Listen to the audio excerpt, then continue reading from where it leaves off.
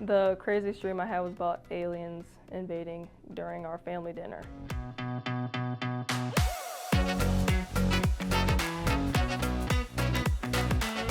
Personal dream I have is to build out a bus and travel the country. The bus that I had in mind was more so like a 20-passenger bus, not too big, not too long. I always wanted to travel Route 66 and just go like west. I haven't been many places, just the East Coast really, so really anywhere new. A dream I have at Gerdau is to complete the apprenticeship program. I started school. I haven't been in school in a couple years, and it's all mostly online, so that's an adjustment. So I'm still in my first semester, and that'll be ending in a couple months, so that'll be a huge accomplishment, still adjusting.